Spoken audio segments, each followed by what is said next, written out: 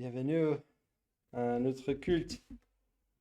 Ce matin, nous sommes le combien? Le 29 septembre déjà.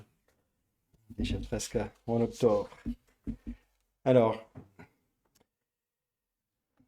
donc pour ceux qui nous joignent par la connexion sur Facebook, peut-être nous avons d'autres matériels ce matin, donc peut-être vous allez constater des changements, si ça va aller plus lent, mais à nous indiquer par WhatsApp si vous voulez, si vous entendez pas quelque chose. Donc, vous pouvez très bien envoyer quelque chose à nous s'il y a un problème. Alors, nous allons commencer avec la parole de Dieu, quelques versets dans le psaume 33. Et je vais vous lire verset 8 à verset 12. Donc, je vous invite à écouter la parole de Dieu. Que toute la terre craigne l'Éternel, que tous les habitants du monde tremblent devant lui, car il dit et la chose arrive, il ordonne et elle existe. L'Éternel renverse les desseins des nations, il anéantit les projets des peuples. Les desseins de l'Éternel subsistent à toujours, et les projets de son cœur de génération en génération. Heureuse la nation dont l'Éternel est le Dieu, heureux le peuple qu'il choisit pour son héritage. Et maintenant, nous allons chanter le numéro 9. Après avoir entendu cette convocation de louer ce Dieu créateur, ce Dieu souverain sur toutes choses. Donc, nous chantons le numéro 9, qui commence par « Réveillez-toi, peuple fidèle, pour louer Dieu d'une voix. La louange est séante et belle en la bouche des hommes droits, qu'avec harmonie on chante, on publie l'œuvre du Seigneur. Que de nos cantiques, les sons magnifiques disent sa grandeur. » Donc, chantons tous ensemble. Numéro 9.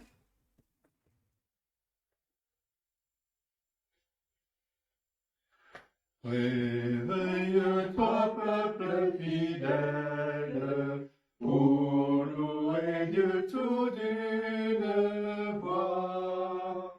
La louange est séante et belle, en la bouche des hommes droits, qu'avec harmonie, on chante, on publie l'œuvre du Seigneur, que nos cantiques, les sons magnifiques, disent sa grandeur. L'Éternel ici-bas regarde, nuit et jour du plus haut des cieux. À tous les mortels il prend garde, rien ne se dérobe à ses yeux. Redoutable et juste, dans son trône auguste, il voit constamment tout ce qui se passe dans le vaste espace, sous le firmament. Dieu, par sa suprême puissance, fit le cœur de tous les humains. et la parfaite connaissance de toute l'œuvre de leurs mains. L'ombre de ses ailes couvre les fidèles.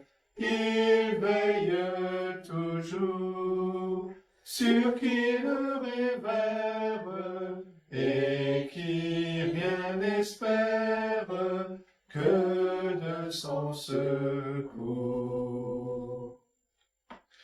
Nos cœurs pleins de reconnaissance béniront le nom du Seigneur. Nous reposons sur sa clémence, nous célébrerons son honneur. Donne-nous ta grâce, montre-nous ta face, ô Dieu notre roi. Remplis notre attente, notre âme contente, n'espère qu'en toi. Bien, je vous invite à courber avec moi dans la prière. Prions. Oui, notre Dieu, notre Père céleste, nous te louons et nous voulons te donner toutes nos reconnaissances, car nos cœurs, ces cœurs que tu as créés, sont pleins de reconnaissance. Nous voulons te bénir, toi qui es le Seigneur de tout, le Maître de toutes choses, ce Dieu souverain qui a créé toutes choses, ce Dieu qui est juste et saint, c'est Dieu aussi qui est clément et plein de miséricorde et qui donne la grâce. Et tu es ce Dieu qui regarde ta création continuellement. Ta parole nous dit, ce cantique nous a dit aussi, que nuit et jour, tu t'occupes de ta création.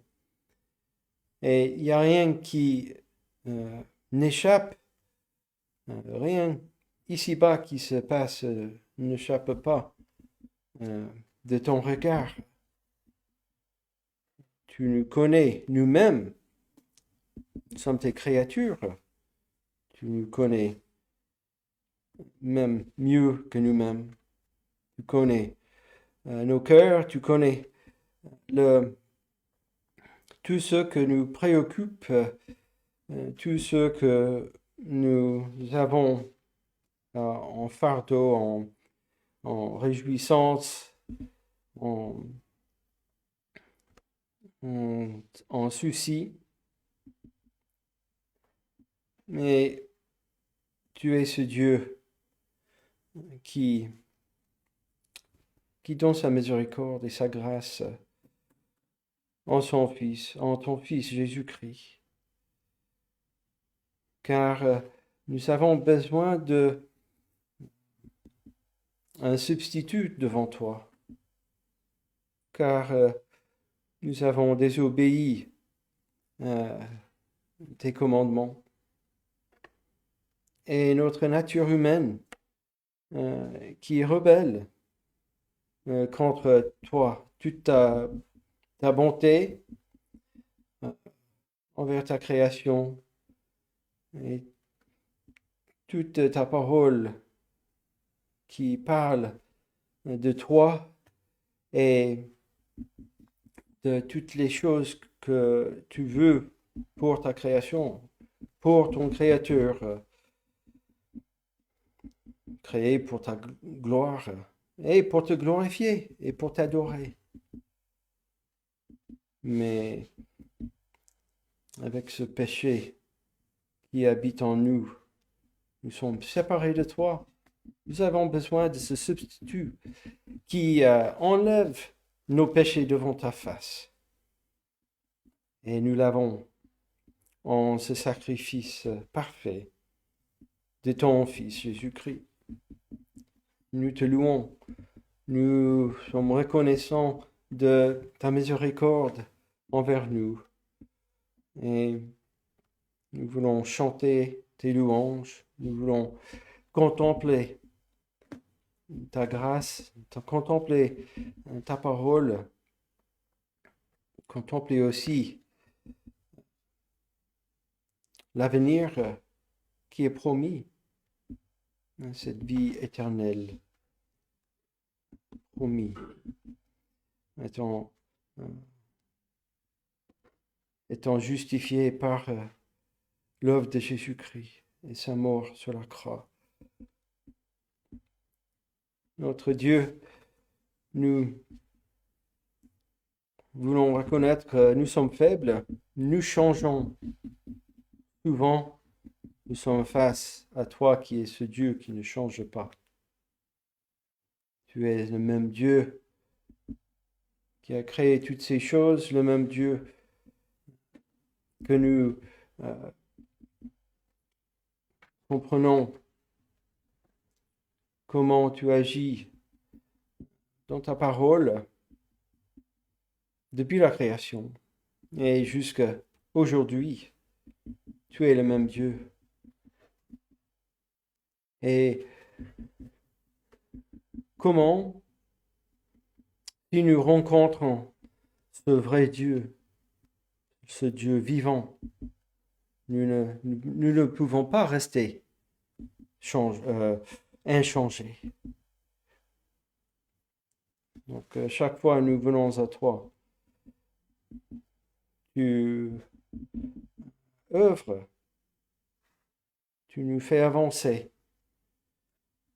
dans notre connaissance de toi, notre reconnaissance de ta grâce envers nous, et que nous puissions nous confier de plus en plus en toi. Et nous attendons ce jour où nous serons avec toi dans la gloire. Et ton Fils revient sur la terre pour chercher tout son peuple et pour vaincre le destructeur, celui qui, cet ange rebelle, et qui combat et lutte continuellement contre toi et qui veut détourner ton peuple de ton salut continuellement. Et cette victoire est déjà faite, déjà accomplie. Nous l'attendons dans la consommation. Et ces nouveaux cieux, cette nouvelle terre, là où il n'y aura plus de larmes, plus de fatigue, plus de péché. Jusqu'à ce jour, notre Dieu, que tu nous aides, que tu nous remplis de ton esprit continuellement, de persévérer jour après jour dans les épreuves, dans les tentations, dans toutes sortes de choses qui veulent vraiment nous détourner de toi. Nous demandons toutes ces choses en Jésus-Christ. Amen. Alors, nous allons chanter le numéro 59 maintenant. Et avant de chanter, je veux juste vous rappeler de faire attention à ce que nous chantons. Car chanter, c'est une façon d'adorer Dieu, n'est-ce pas? Donc, si vous vous trouvez un petit peu en train de flotter à votre attention pendant les cantiques, donc je vous invite à vraiment essayer de faire attention parce que c'est une chose merveilleuse de chanter et couper notre esprit, notre corps physique aussi, dans la respiration et dans notre boîte vocale. de se concentrer sur ces paroles que nous chantons. Oui, ce n'est pas l'écriture, la parole de Dieu, mais ils sont basés sur les Écritures. Le Cantique 59, c'est basé sur le chapitre 12 de Ésaïe. Et donc, non seulement on chante, on se concentre sur notre adoration dans cette manière individuellement, notre esprit, notre corps, mais nous tous ensemble, nous chantons d'une seule voix et corporellement, nous adorons Dieu. Et nous accomplissons en fait un commandement biblique. Ça unit nos cœurs, nos esprits, dans cette manière puissante, dans l'adoration de ce Dieu vivant. Et donc, c'est le but le plus élevé de notre existence. Nous étions créés pour louer, adorer et glorifier Dieu. Donc, voilà. Lorsque nous chantons ensemble, aussi, c'est un avant-goût de ce qui va se passer un jour dans la gloire. Et je pense aussi par exemple, le chapitre 5 de l'Apocalypse, où nous voyons par la vision de l'apôtre Jean, tous les saints qui chantaient, et les êtres vivants et les anges qui chantaient ce nouveau cantique. Et donc, voilà, faites attention de ce que nous chantons. Et bien sûr, les paroles doivent dire quelque chose. Et c'est pour ça que nous lisons aussi un petit peu des strophes pour nous focaliser sur ce qui est dit et basé sur l'écriture. Donc, le 59. Oui, je veux te bénir et chanter ta clémence. Hélas, Seigneur, je t'avais hérité, mais tu m'as d'un regard rendu ta bienveillance en me lavant de mon iniquité. Chantons, c'est le 59.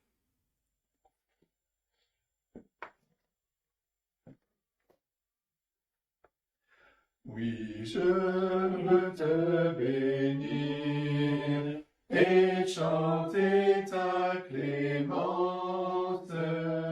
Hélas, Seigneur, je t'avais irrité, mais tu m'as d'un regard rendu ta bienveillance. En me lavant de mon iniquité, en me lavant de mon iniquité. Le Dieu fort est ma paix, il est ma délivrance. De mon esprit, il bannit la frayeur. Je veux donc en lui seul mettre ma confiance et donner gloire à mon libérateur. Et donner gloire à mon libérateur. Venez, enfants de Dieu, puisez plein d'allégresse l'eau du salut à la source des eaux. Racontez les bienfaits, proclamez la promesse de l'Éternel qui guérit tous vos maux.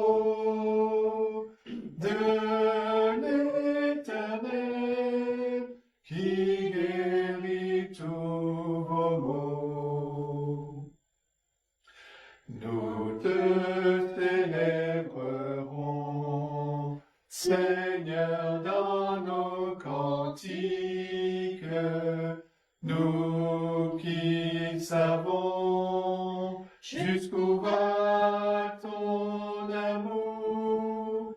Tu fais pour tes enfants des choses magnifiques. Nous bénirons ton saint nom chaque jour. Nous bénirons ton saint nom chaque jour. Et donc, je vous invite à ouvrir la parole de Dieu pour lire le chapitre 12 d'Ésaïe. Donc, ce chapitre, d'où vient l'inspiration de ce cantique.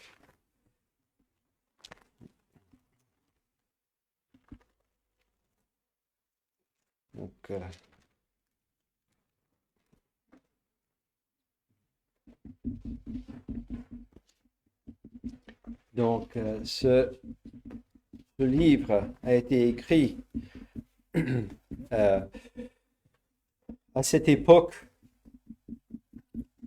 où là, le peuple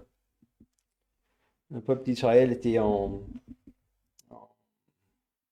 exode, mais en Babylone. Donc, nous avons ici une sorte de cantique parallèle au cantique de Moïse en Exode chapitre 15.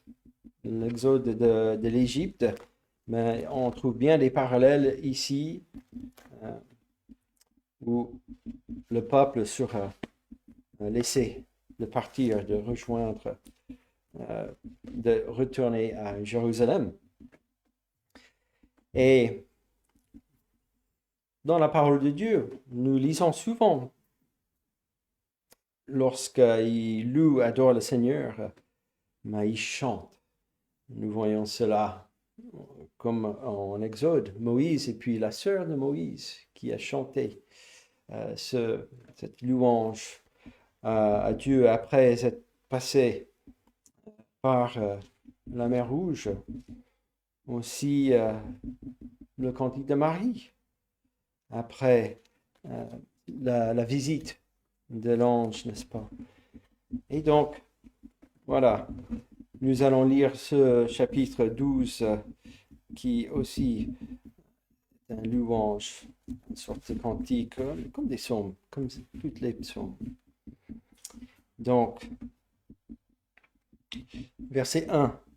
Tu diras en ce jour-là, je te loue, ô Éternel, car tu as été irrité contre moi. Ta colère s'est détournée et tu m'as consolé. Voici, Dieu est ma délivrance. Je serai plein de confiance et je ne craindrai rien. Car l'Éternel est ma force et le sujet de mes louanges. C'est lui qui m'a sauvé. Vous puiserez de l'eau avec joie, ô source du salut. Et vous direz en ce jour-là, louez l'Éternel, invoquez son nom, publiez ses œuvres parmi les peuples, rappelez la grandeur de son nom. Célébrez l'Éternel car il a fait des choses magnifiques, qu'elles soient connues par toute la terre. Poussent des cris de joie et d'allégresse, habitants de Sion, car il est grand au milieu de toi, le Saint d'Israël. Et donc, nous voyons vraiment la louange dans ce passage à ce Dieu qui délivre. Et nous voyons cette notion de chanter. Alors c'est surtout dans les traductions anglaises, verset 2, lorsque c'est dit que l'Éternel est ma force et le sujet de mes louanges. En anglais, c'est traduit la force de ma chanson. aussi verset 5. Ici, célébrer l'Éternel et il a fait des choses magnifiques. Célébrer, c'était en anglais chanter les louanges de Dieu. Verset 6, pousser des cris de joie. En anglais, c'est souvent traduit crier et chanter. Chanter de joie. Et donc, nous allons passer tout de suite à une deuxième lecture. Et je vous invite à tourner vers l'Évangile selon Jean. Car là, le verset en Ésaïe 12 me fait rappeler tout de suite à Jean chapitre 4. Et donc, là où on parle de cette eau vive, de puiserai de l'eau avec joie aux sources de salut. Eh bien, nous allons lire tout de suite Jean chapitre 4.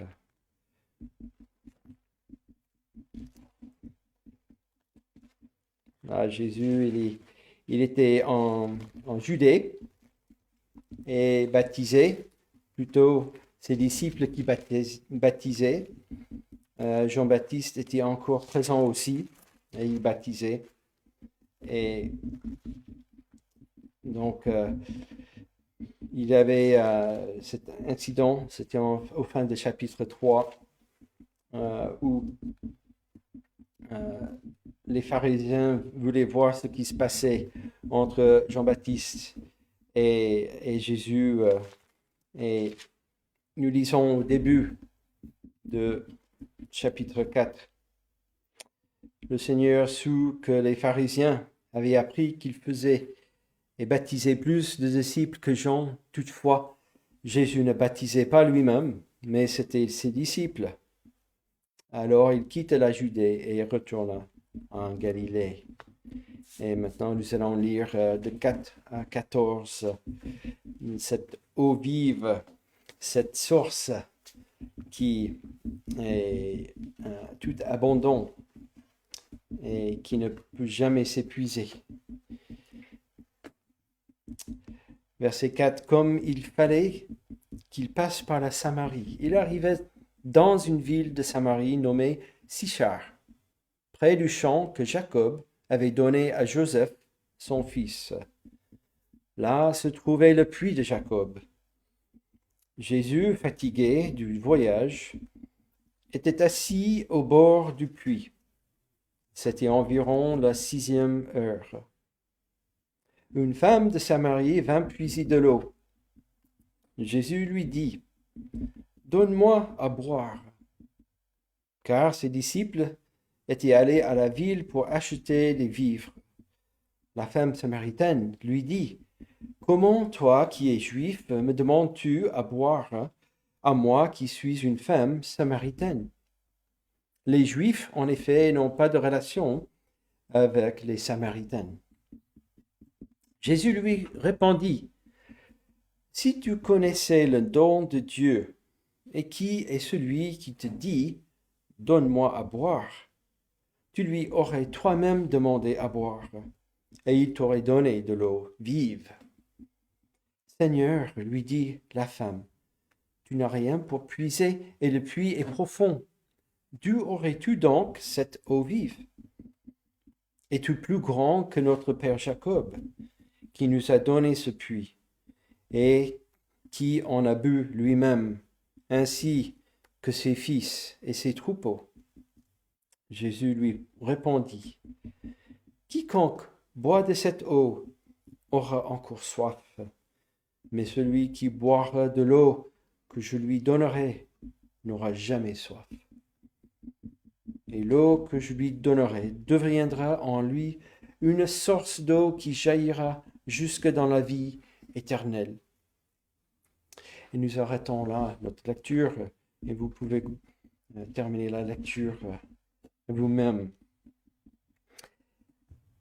je vous invite à la prière avant de chanter un dernier cantique et puis d'avoir un message. En priant. Notre Dieu, te louons pour ta parole et de la richesse de ta parole. Nous demandons par ton esprit de nous aider à saisir de cette parole.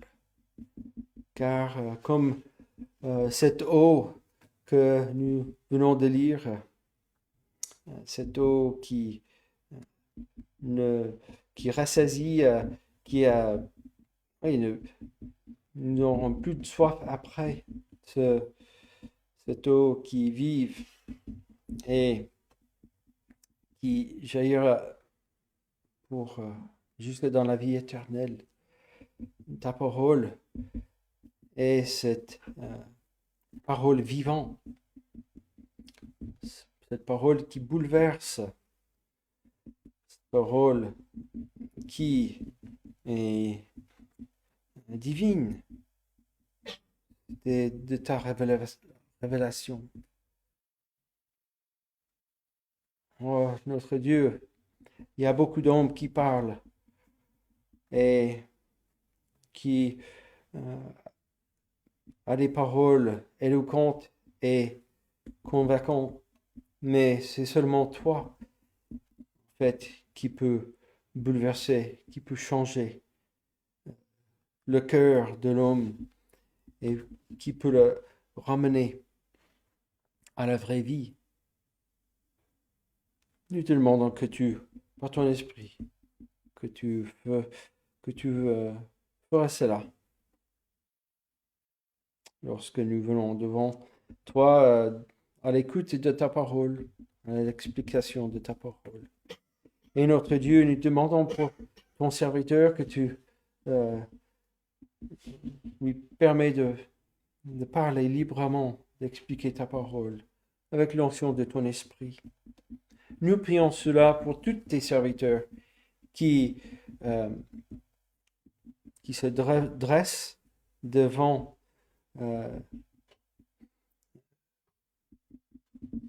des âmes qui ont besoin d'entendre la parole, cette parole si précieuse, l'évangile de Jésus-Christ, que tu leur donnes la liberté de le faire pour que ton esprit puisse agir, de chercher les âmes que tu as connues d'avance et de fortifier ceux qui sont dans le besoin, ceux qui sont découragés, ceux qui sont seuls, ceux qui sont isolés, ceux qui sont persécutés physiquement, mentalement, ceux qui ont besoin de lever leurs yeux, de voir ta grâce et ta bonté. Notre Dieu, protège tes serviteurs, car eux aussi ils sont faibles. Et le destructeur fait tout ce qu'il peut pour les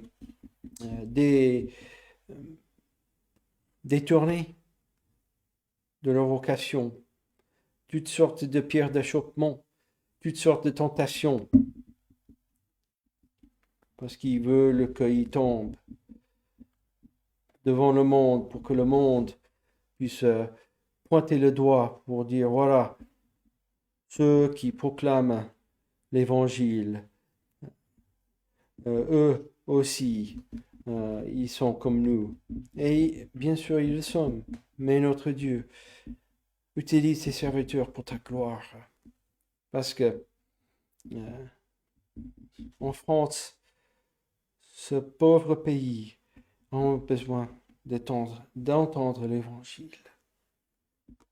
C'est notre prière pour non seulement ce pays, pour nous-mêmes dans cette salle, pour ceux qui nous écoutent, mais dans cette ville, dans cette nation, dans les autres nations en Europe. Nous pensons à l'église de Sion ce matin. Nous pensons à l'église de Lausanne, tu bénis ces endroits à l'écoute de ta parole. Nous pensons à ces assemblées en Afrique. Là aussi, que tu les fortifies lorsque ils entendent encore ta parole expliquée. Et que ce soit aussi ailleurs dans tous les autres continents, que ton enfant puisse te glorifier, que l'âme qui ne te connaisse pas encore vienne te connaître, et que tu bénis l'annonce de ta parole. Et nous demandons ces choses en Jésus-Christ. Amen. Chantons le numéro 204. Avant le message que Philippien a porté. 204. Oh, prends mon âme, prends-la, Seigneur, et que ta flamme brûle en mon cœur. Le 204.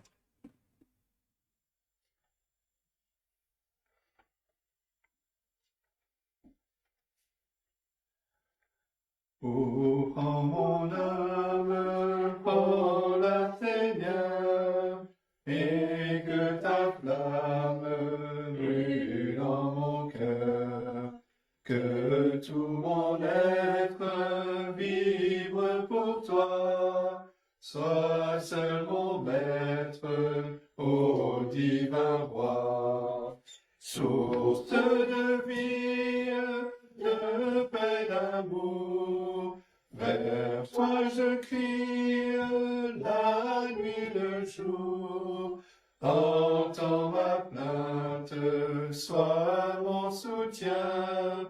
Calme ma crainte, toi mon seul bien.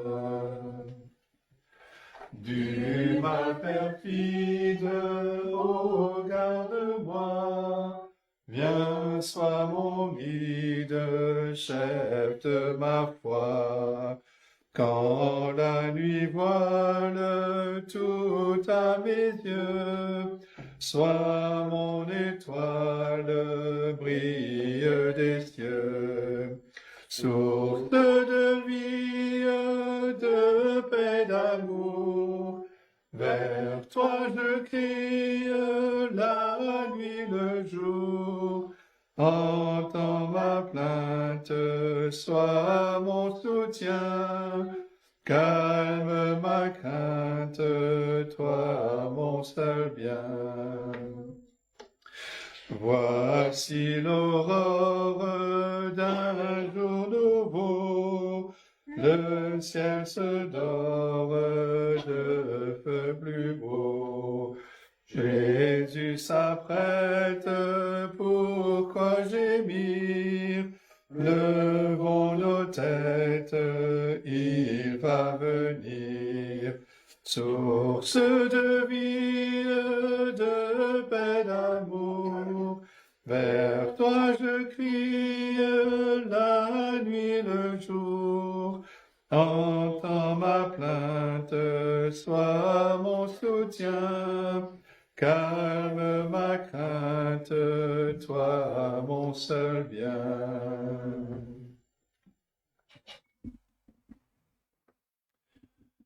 Bien, je vous invite à ouvrir la parole de Dieu dans la lettre aux Hébreux. Hébreux chapitre 5. On va lire les 10 premiers versets, mais on va surtout se focaliser sur les versets 1 à 6. Hébreux chapitre 5. On va lire les versets 1 à 10. Et voici la parole de Dieu. En effet, tout souverain sacrificateur pris du milieu des hommes est établi pour les hommes dans le service de Dieu, afin de présenter des offrandes et des sacrifices pour les péchés. Il peut avoir de la compréhension pour les ignorants et les égarés, puisque la faiblesse est aussi son partage. Et c'est à cause de cette faiblesse qu'il doit offrir des sacrifices pour ses propres péchés, comme pour ceux du peuple. Nul ne s'attribue cette dignité, s'il n'est appelé de Dieu, comme le fut Aaron. Et Christ ne s'est pas non plus attribué la gloire de devenir souverain sacrificateur, mais il la tient de celui qui lui a dit « Tu es mon fils, je t'ai engendré aujourd'hui ». Comme il dit encore ailleurs, « Tu es sacrificateur pour toujours, selon l'ordre de Melchisédek ». C'est lui qui, dans les jours de sa chair, a présenté avec de grands cris et avec larmes des prières et des supplications à celui qui pouvait le sauver de la mort. Et il a été exaucé à cause de sa piété. Il a appris, bien qu'il soit fils, l'obéissance par les choses qu'il a souffertes. Après avoir été élevé à la perfection, il est devenu pour tous ceux qui lui obéissent l'auteur d'un salut éternel, Dieu l'ayant déclaré souverain sacrificateur, selon l'ordre de Melchisédek. Et c'est la parole de Dieu. Alors on revient dans cette lettre aux Hébreux. On a commencé à la fin de l'année dernière et en début d'année l'étude des premiers chapitres de cette lettre. Mais on ne va pas continuer sur le même rythme. Ce ne sera pas hebdomadaire.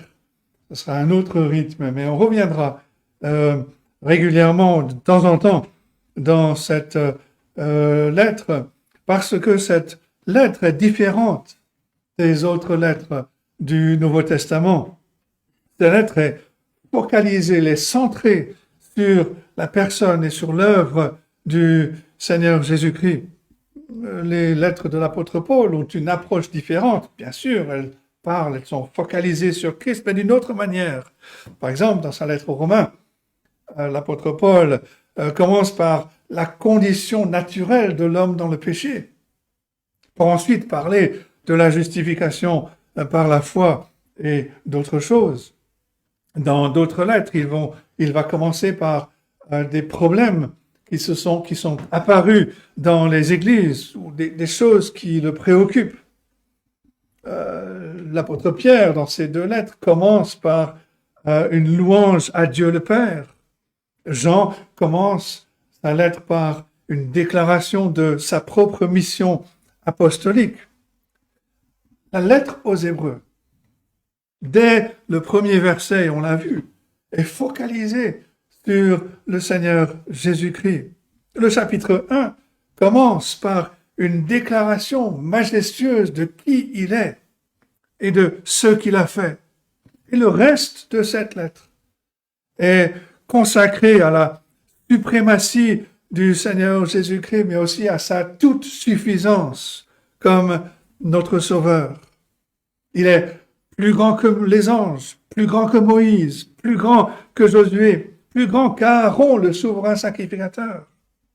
Et toute l'approche de l'auteur de cette lettre semble être la suivante. Si vous comprenez réellement qui est le Seigneur Jésus-Christ, ce qu'il a fait, cela vous aidera à persévérer dans la foi au milieu de toutes les difficultés. Si nous comprenons complètement qui est Jésus-Christ, le reste deviendra clair et nous tiendrons fermement jusqu'à la fin.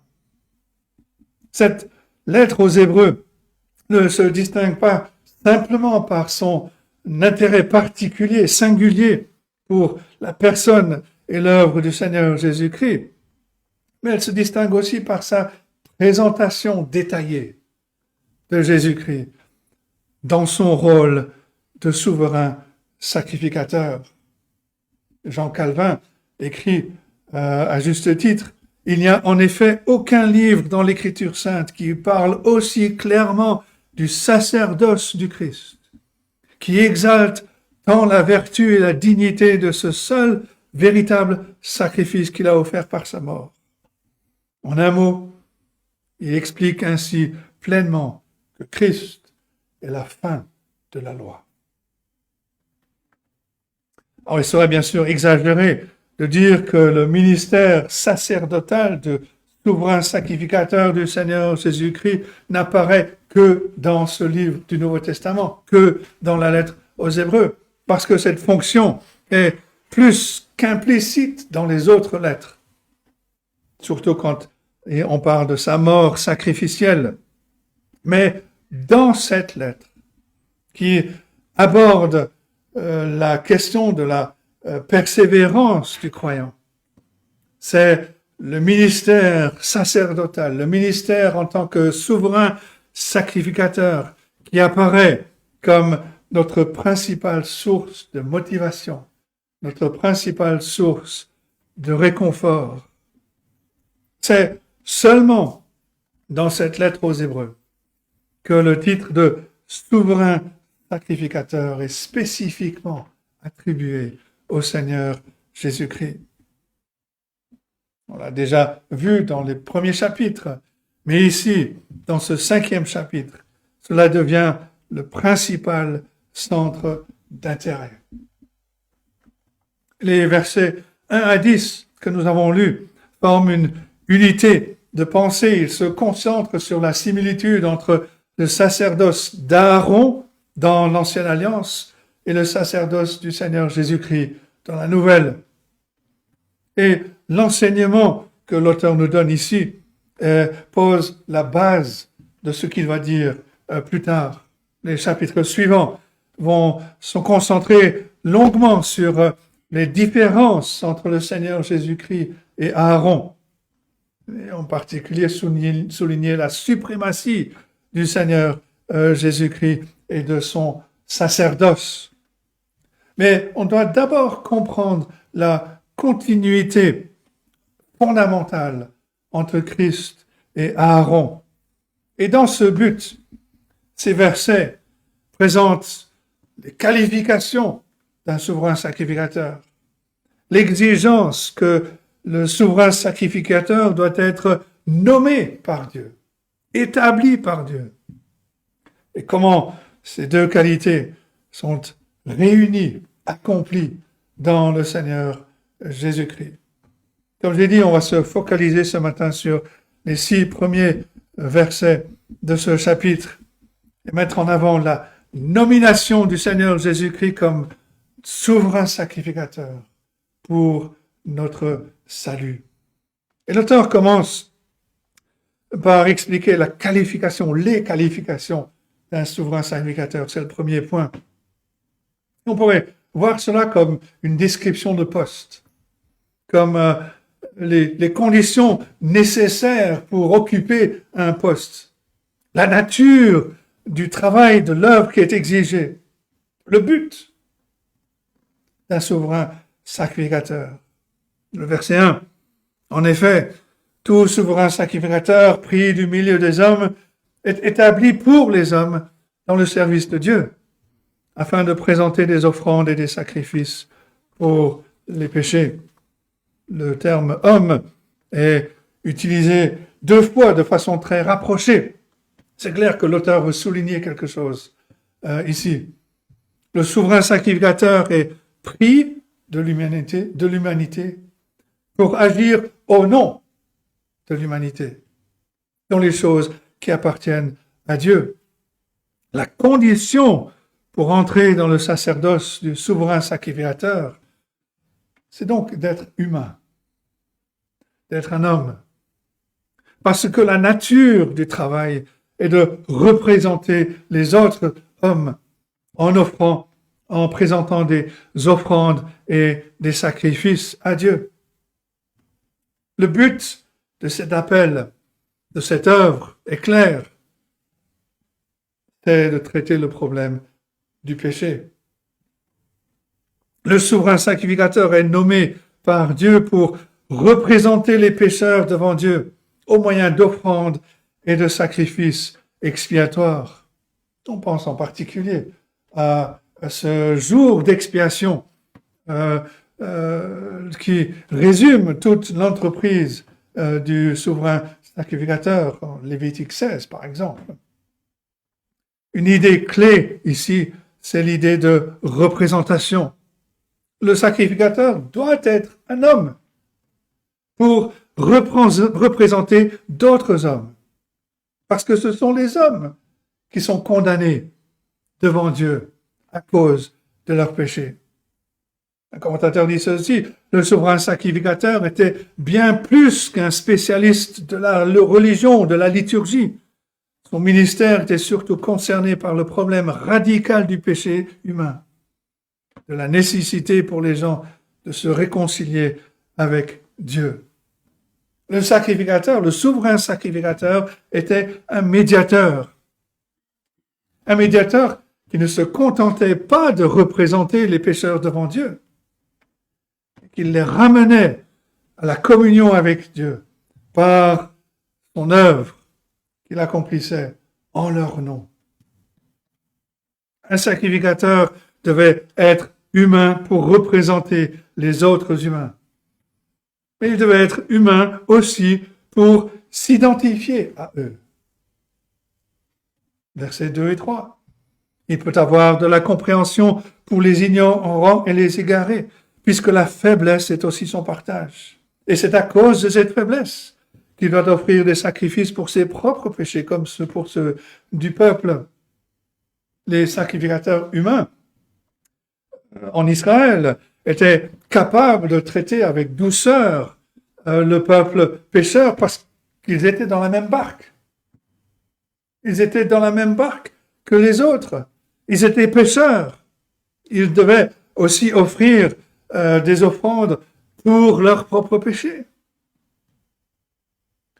On a vu que l'auteur de cette lettre nous a rappelé que le Seigneur Jésus-Christ n'a ni péché, ni faute. Chapitre 4, verset 15, par exemple. Nous n'avons pas un sacrificateur qui ne puisse compatir à nos faiblesses. Au contraire, il a été tenté comme nous en toutes choses, sans commettre le péché.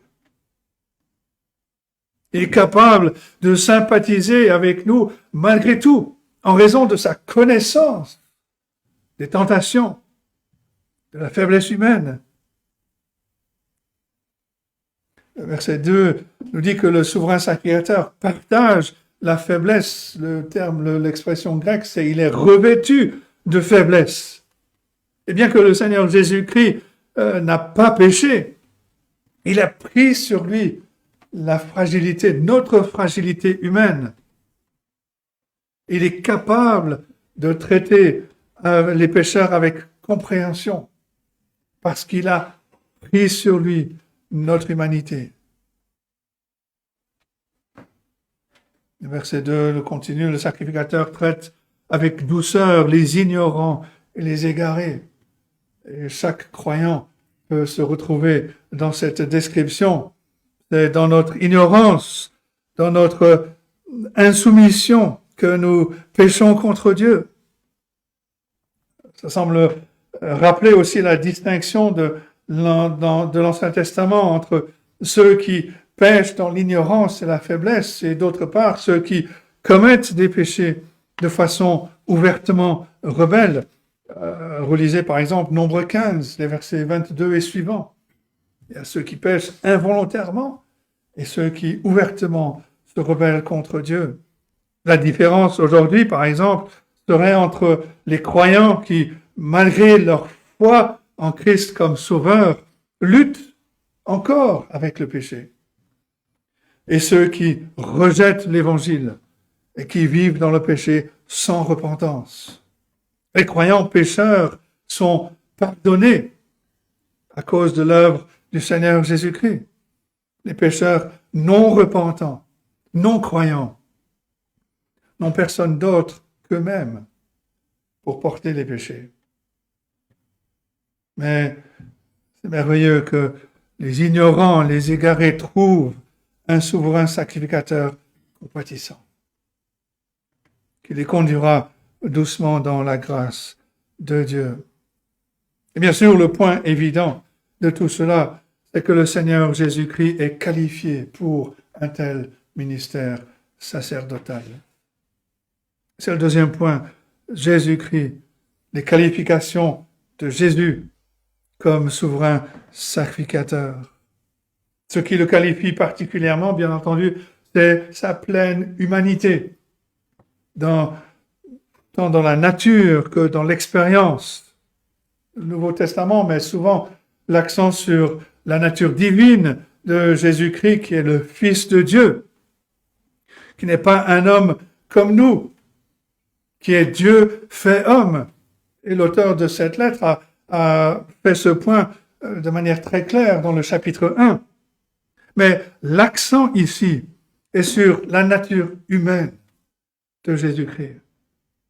Parce que la raison principale pour laquelle le Sauveur divin, le Messie, devait devenir homme, était de remplir ce ministère sacerdotal en tant que souverain sacrificateur pour son peuple. Il doit être l'un de nous pour nous représenter. Il doit avoir partagé notre expérience pour s'identifier à nous dans nos épreuves. Alors, comment le Fils de Dieu peut-il nous représenter, peut-il s'identifier à nous? La première réponse, c'est l'incarnation. La deuxième personne de la Trinité a pris notre chair humaine pour venir accomplir ce rôle. Hébreux 2, verset 14. Ainsi donc, puisque les enfants participent au sang et à la chair, il y a également participé lui-même, afin que par la mort, il rende impuissant celui qui avait la puissance de la mort, c'est-à-dire le diable. En étudiant ce texte, on a vu que la mort de Jésus sur la croix comptait pour les hommes. Parce que ce sont des hommes qui devaient à Dieu une dette. Et en Christ, c'est un homme qui a payé cette dette. La dette a été réglée. C'est sa nature divine qui a rendu le sang de Christ infiniment précieux, capable de propitier la colère de Dieu. Mais c'est dans sa nature humaine qu'il l'a offert pour nous. Si Jésus était venu sauver des anges, il serait venu comme un ange. Il est venu pour être le sauveur des hommes. C'est donc en tant qu'homme qu'il est venu. Et au chapitre 2, verset 17, l'auteur résume cela en disant, en conséquence, il a dû être rendu semblable en toutes choses à ses frères, afin qu'il soit un souverain sacrificateur miséricordieux et fidèle dans le service de Dieu, pour faire l'expiation des péchés du peuple. L'incarnation est derrière l'expiation. Parce qu'il s'est fait homme, Jésus représente les hommes, il représente son peuple en mourant sur la croix. Mais comment Jésus s'est-il identifié avec nous dans notre faiblesse? C'est un accent majeur de l'auteur de cette lettre aux Hébreux, un aspect clé du ministère sacerdotal du Seigneur Jésus-Christ. Hébreux 2, verset 10 nous dit ceci, « Il convenait en effet que celui pour qui et par qui sont toutes choses, qui voulait conduire à la gloire beaucoup de fils, est élevé à la perfection par les souffrances, le prince de leur salut. » Jésus devait devenir parfait pour ce ministère, non pas parce qu'il y avait quelques défauts en lui, mais parce qu'un sacrificateur doit s'identifier avec les gens et avec ce que les gens vivent. Hébreux 4, verset 15, nous n'avons pas un souverain sacrificateur qui ne puisse compatir à nos faiblesses. Au contraire, il a été tenté comme nous en toutes choses, sans commettre de péché. Et quand on lit les évangiles, on découvre que le Seigneur Jésus-Christ connaissait bien les problèmes de ce monde, les difficultés de vivre au milieu d'une race pécheresse. Il connaissait la faiblesse de la nature humaine, connaissait même l'horreur de la mortalité. Il s'est tenu, rappelez-vous, devant la tombe de Lazare en pleurs, comme on pleure un être cher qui est mort. Il a versé des gouttes de sueur teintées de sang en contemplant sa propre mort, comme notre cœur peut se tordre de peine et de douleur. Il a été maltraité, torturé, il est mort, il a été enterré. la coupe de la mort, de la souffrance solitaire, de la misère, dont nous, on ne boit qu'une partie. Lui, il l'a bu jusqu'à la dernière goutte. Il a vécu l'expérience humaine. Il s'identifie à ce que nous vivons. Et quand on lit les évangiles, la naissance du Seigneur Jésus-Christ, sa vie, sa mort maudite, on voit qu'il est tout à fait capable de représenter, de s'identifier avec nous. Et tout cela est résumé au chapitre 2, verset 11 de cette même lettre aux Hébreux. Car celui qui sanctifie et ceux qui sont sanctifiés sont tous issus d'un seul. C'est pourquoi il n'a pas honte de les appeler frères.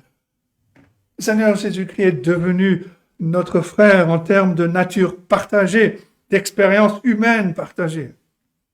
Il est donc pleinement qualifié pour être notre grand souverain sacrificateur. Et on doit comprendre les implications de cela. Au début, l'auteur a pris les mesures pour nous montrer que le Seigneur Jésus-Christ est maintenant assis à la droite de Dieu avec puissance et autorité. Et maintenant, on voit que c'est notre souverain sacrificateur qui siège sur le trône. Il est là pour nous représenter, afin que sa parfaite justice puisse faire entrer les pécheurs comme nous dans le royaume et dans la famille de Dieu. Le Seigneur sur son trône s'identifie à nos luttes. Il traite avec nous maintenant dans notre faiblesse, dans notre ignorance. Notre souverain sacrificateur n'a pas seulement de bonnes intentions, il a aussi le pouvoir, l'autorité pour assurer notre place au ciel, pour nous aider maintenant par l'Esprit qu'il envoie. Et le Seigneur Jésus-Christ avait lui-même anticipé la signification de tout cela dans sa prière sacerdotale, en Jean 17 par exemple. On le voit. Dans cette prière, il parle de son expiation prochaine comme prophète, sacrificateur et roi. Il parle des implications que cela va avoir pour ceux qui mettent leur confiance en lui. Il parle de son accession au trône.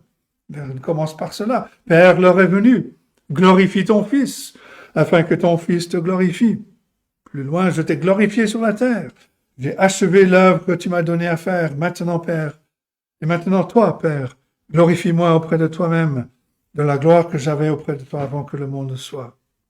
Il parle ensuite de son ministère, accompli avec succès, qui a conduit à la foi des croyants, des hommes, des femmes, jeunes et moins jeunes, ont cru en lui. J'ai fait connaître ton nom aux hommes que tu m'as donnés du milieu du monde. Ils étaient à toi et tu me les as donnés. Ils ont gardé ta parole. Car je leur ai donné les paroles que tu m'as données. Ils les ont reçues. Ils ont vraiment connu que je suis sorti de toi. Ils ont cru que tu m'as envoyé. Et puis, comme souverain sacrificateur qui assure la faveur et le pouvoir de Dieu pour tous ceux qui ont confiance en lui, le Seigneur prie. C'est pour eux que je prie. Je ne prie pas pour le monde, mais pour ceux que tu m'as donnés, parce qu'ils sont à toi. Je ne suis plus dans le monde, et ils sont dans le monde. Je vais à toi. Père Saint, garde-les en ton nom que tu m'as donné, afin qu'ils soient un comme nous. Voilà la prière du souverain sacrificateur avant qu'il aille à la croix et avant qu'il n'entre au ciel dans la gloire. Et maintenant, il est intronisé pour son peuple, pour nous. Et ce même ministère sacerdotal, ce même rôle de souverain sacrificateur pour son peuple, garantit la faveur, garantit la puissance de Dieu pour notre salut, y compris la vie éternelle, pour tous ceux qui croient en lui. Seigneur Jésus-Christ remplit les conditions pour être notre médiateur, notre souverain sacrificateur. Mais il arrive que quelqu'un soit qualifié pour occuper un poste sans avoir l'autorité nécessaire pour le faire. La qualification est une condition préalable, mais il faut qu'il y ait une nomination à ce poste pour que l'œuvre soit reconnue, soit acceptable et soit faisant autorité. Et c'est le troisième point. Les versets 4 à 6, on voit que le Seigneur Jésus-Christ n'est pas seulement qualifié pour être notre souverain sacrificateur, mais que Dieu l'a aussi nommé, établi dans cette fonction. Jésus a été établi comme sacrificateur. Et cette question de nomination est importante pour deux raisons. La première, elle est qu'elle détermine la façon dont le rôle est exercé. Et les versets 4 et 5 nous le disent, comment nul ne s'attribue cette dignité s'il n'est appelé de Dieu, comme le fut Aaron. Et Christ ne s'est pas non plus attribué la gloire de devenir souverain sacrificateur. Un vrai sacrificateur n'est pas celui qui agit pour s'élever aux yeux des hommes ou de Dieu. Un vrai sacrificateur est motivé uniquement par le désir d'honorer Dieu, de servir les hommes, sans se préoccuper d'un progrès personnel. Et cela devrait être vrai aujourd'hui des prédicateurs de l'Évangile.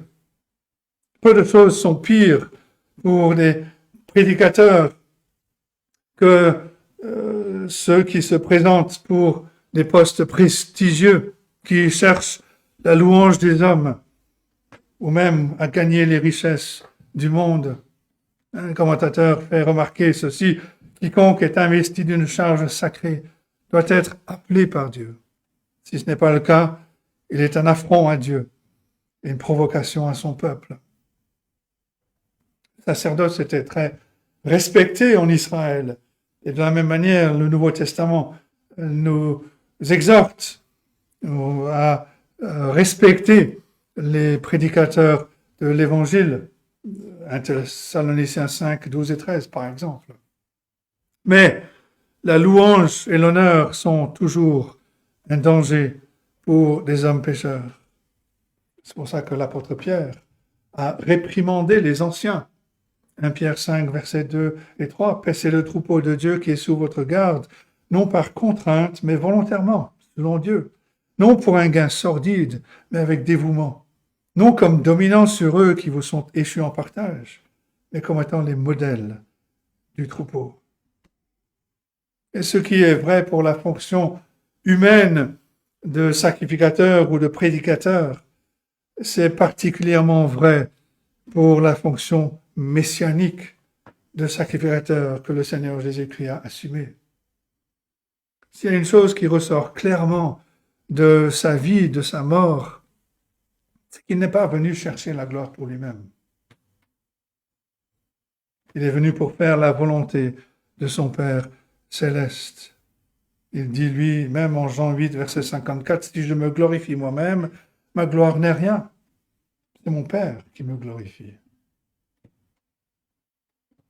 Un commentateur dit ceci, en assumant la fonction de sauver et de sauveur et de souverain sacrificateur, le Fils a jusqu'à présent été loin de s'exalter et de se glorifier lui-même, qu'il l'a accepté tout en sachant bien que cela signifiait pour lui l'expérience des profondeurs les plus sombres de l'humiliation, du rejet, de l'agonie et de la mort.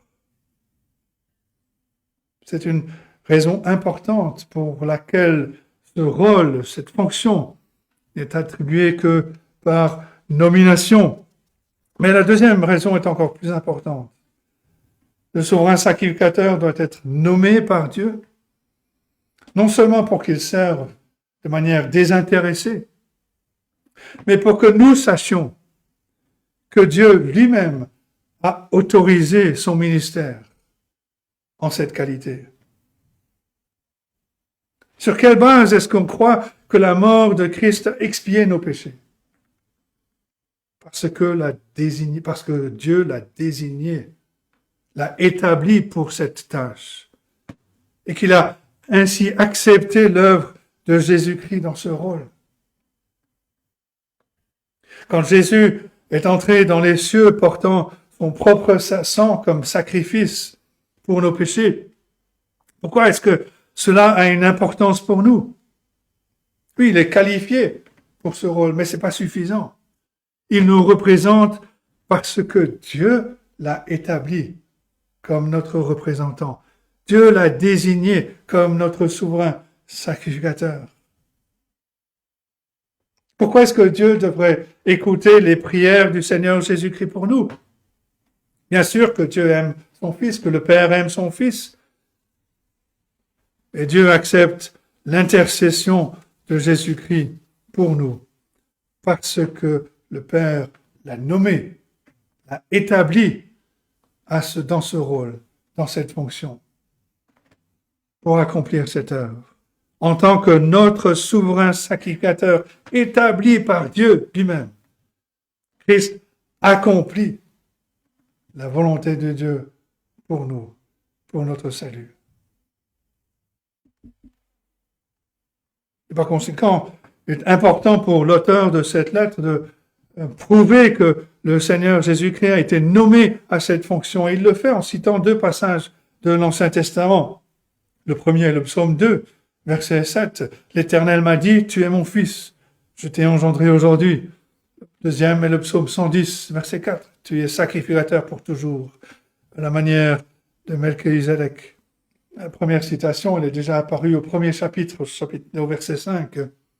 Le fardeau de ce verset, ce n'est pas l'établissement de la nature du Seigneur Jésus-Christ en tant que Fils de Dieu, mais sa déclaration publique, sa confirmation en tant que Fils, en tant qu'héritier, comme l'explique l'apôtre Paul au Romains chapitre 1, verset 4, Jésus a été déclaré Fils de Dieu avec puissance, selon l'Esprit de sainteté, par sa résurrection d'entre les morts. La résurrection, l'ascension de Jésus-Christ était l'accomplissement de cette citation de l'Ancien Testament, l'occasion de sa nomination pour entrer au ciel comme fils, comme héritier, mais aussi comme souverain sacrificateur. La deuxième citation, elle est un peu plus énigmatique. On rencontre ici la première des 9 références dans cette lettre à Melchisedec, qui, dans l'Ancien Testament, est apparu pour la première fois en Genèse 14. Melchisedec, décrit comme le roi de Salem, un sacrificateur du Dieu très haut. Après sa victoire sur les seigneurs de l'Est, Abraham est venu offrir un sacrifice à ce sacrificateur roi qui préfigurait le Seigneur Jésus-Christ. Et 1000 ans après Abraham, le nom de Melchisedec apparaît dans le psaume 110. C'est un psaume messianique qui commence par l'intronisation du Christ. Et le verset 4 nous informe simplement que le Messie sera aussi un sacrificateur dans l'ordre de Melchisedec. Et après le psaume 110, Melchisedec n'apparaît plus dans la parole jusqu'à cette lettre aux Hébreux, où il sert comme un type de Christ, comme sacrificateur roi, comme sacrificateur éternel, qui n'a pas de fin. Et on reviendra, Dieu voulant, là-dessus, plus en détail. Beaucoup de choses à dire sur Melchisedec, mais le point ici est clair. Ces 2 passages de l'Ancien Testament montrent que le Seigneur Jésus-Christ ne s'est pas non plus attribué la gloire de devenir souverain sacrificateur, mais il a été nommé. Il a été établi par le serment même de Dieu. La citation complète du psaume 110, verset 4, est encore plus claire. Le verset entier dit « L'Éternel l'a juré, et il ne s'en repentira point. Tu es sacrificateur pour toujours, à la manière de Melchisedec. » La nomination de Jésus-Christ comme souverain sacrificateur est un serment qui ne peut être ni changé ni annulé. Et tout cela a un impact énorme sur notre assurance du salut. L'auteur de cette lettre aux Hébreux discute depuis longtemps de la question de notre persévérance. Il a comparé la situation de ses lecteurs à celle d'Israël dans le désert. Beaucoup sont tombés par désobéissance, incrédulité, même rébellion. Et cela nous amène sûrement à poser les questions suivantes. Comment est-ce que je vais me débrouiller dans les semaines, les années à venir? Est-ce que je vais pouvoir persévérer malgré mes propres luttes, malgré mes tentations? Et c'est des questions tout à fait excellentes. Qui peut dire que les croyants arriveront jusqu'au bout? Et on doit arriver jusqu'au bout pour être sauvés. Et la réponse à cette question, la réponse à notre besoin d'assurance, c'est la nomination de Jésus-Christ comme notre souverain sacrificateur. Il a déjà accompli l'œuvre d'être mort sur la croix pour nos péchés. Il est allé au ciel pour offrir son sang, ce sang qui a coulé sur la croix, qu'il a offert pour nous. Il est assis sur le trône comme notre souverain sacrificateur qui exerce son ministère en notre nom, qui prie en notre nom, qui prie pour nous, qui intercède auprès du Père, qui envoie la manne céleste pour nourrir, pour soigner, pour guérir, pour nous encourager. La raison pour laquelle les saints vont persévérer, nous dit un commentateur, c'est que Jésus a fait tout ce qui était nécessaire pour leur salut, puisqu'il a fait l'expiation parfaite pour leurs péchés, que Dieu a juré d'accepter l'œuvre de Jésus. Le croyant peut être aussi certain qu'il sera au ciel que Jésus lui-même est là. Et bien sûr, cela nous laisse une seule question à poser. Est-ce que Jésus-Christ est mon souverain sacrificateur? Est-ce qu'il est mort pour moi? Est-ce que j'ai reconnu, que j'ai confessé mon péché? Je fais confiance à lui comme mon sauveur. Est-ce qu'il est au ciel et qu'il plaide ma cause avec son propre sang? Si la réponse est non, alors on n'est pas réconcilié avec Dieu. On n'est pas libéré de la condamnation. On n'est pas revêtu de la justice de Christ.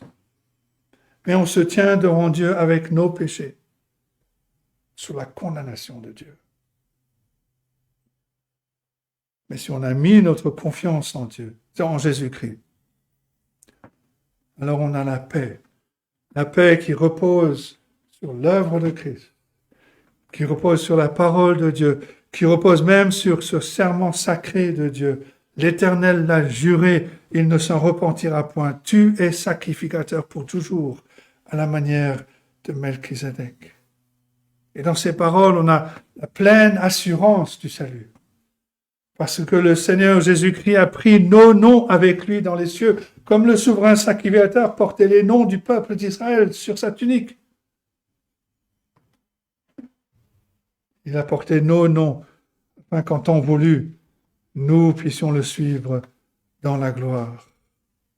Quand on vient à Jésus-Christ dans la repentance et la foi, on s'est aussi approché, comme le dira l'auteur au chapitre 12, on s'est aussi approché des myriades qui forment le cœur des anges, de l'assemblée des premiers-nés inscrits dans les cieux. Si on est venu à Christ dans la repentance et la foi, confessant que le Seigneur Jésus-Christ est notre souverain sacrificateur, qu'il a tout accompli pour notre salut, alors on peut être sûr que l'un de ces noms inscrits dans les cieux est le nôtre. Nous avons un souverain sacrificateur établi par Dieu lui-même pour toujours. Un souverain sacrificateur parfait. Dieu nous aide à comprendre ces choses. Il nous aide à le louer pour ce qu'il a fait en Jésus-Christ. Qu'il bénisse sa parole. Amen.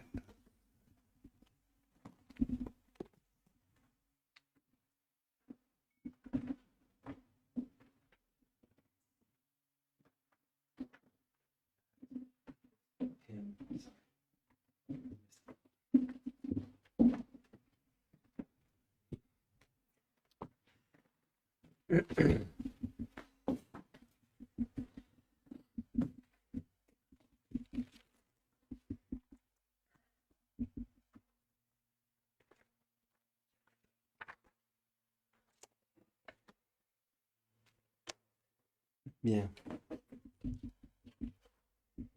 Je vous invite à tourner dans le livre des Cantiques pour chanter le numéro 130.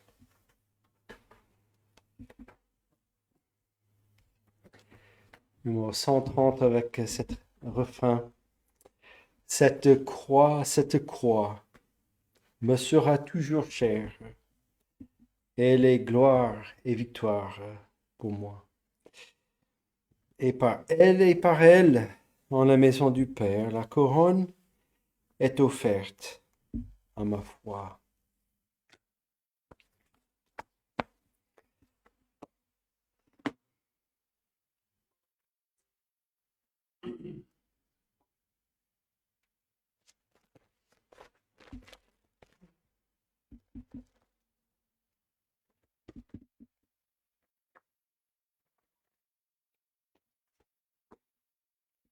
Voilà.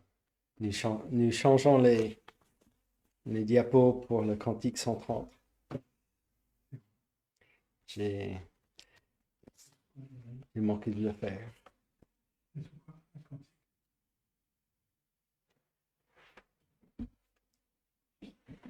C'est sous quelle rubrique?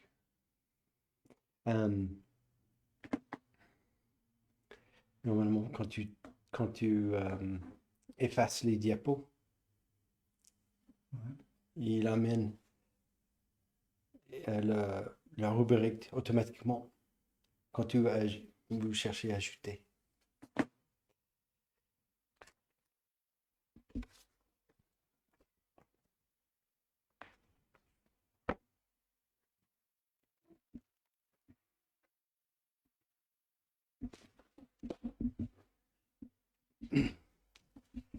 Tu trouves? Non?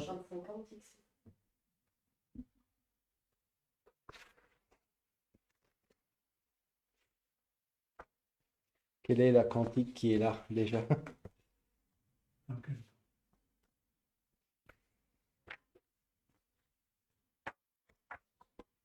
Et on arrive.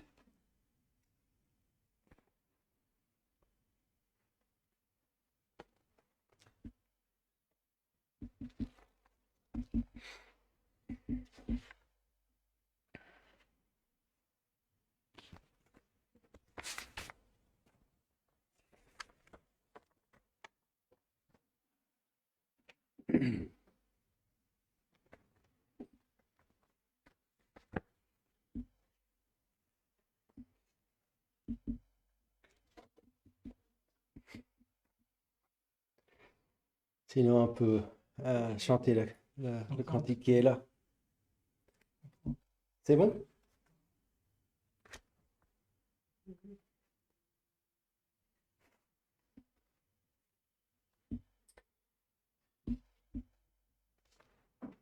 Bien.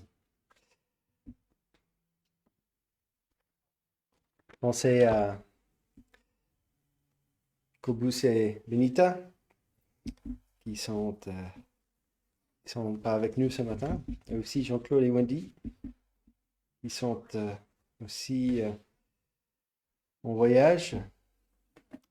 Jean-Claude qui apporte la parole à l'église de Sion en Suisse. Nous pensons à eux.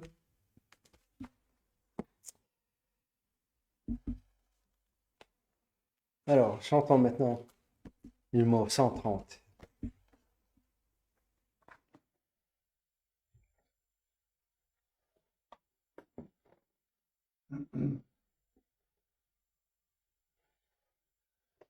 Sur le mont du Calvaire, il était une croix où Jésus souffrit tant de douleur. Oui, c'est là qu'il mourut sur cette infâme bois pour sauver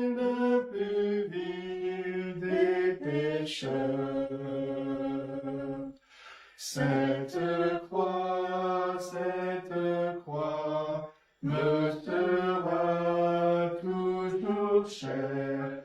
Elle est gloire et victoire pour moi. Et par elle, en la maison du Père, la couronne est offerte à ma foi. M'appuyant avec foi sur la croix de Jésus, son opprobre je veux le porter jusqu'au jour bienheureux où parmi les élus dans le ciel je pourrai l'exalter. Cette croix me sera toujours chère. Elle est gloire et victoire pour moi. Et par elle, en la maison du Père, la couronne est offerte à ma foi. Cette croix.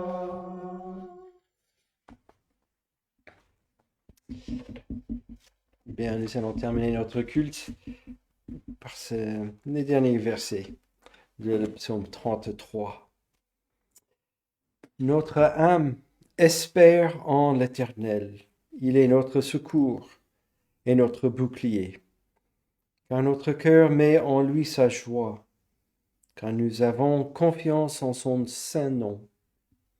Éternel, que ta grâce soit sur nous, comme nous espérons en toi. Amen. Voilà, c'est la fin de notre culte. Merci de votre persévérance et je vous souhaite tous un bon dimanche et une bonne semaine.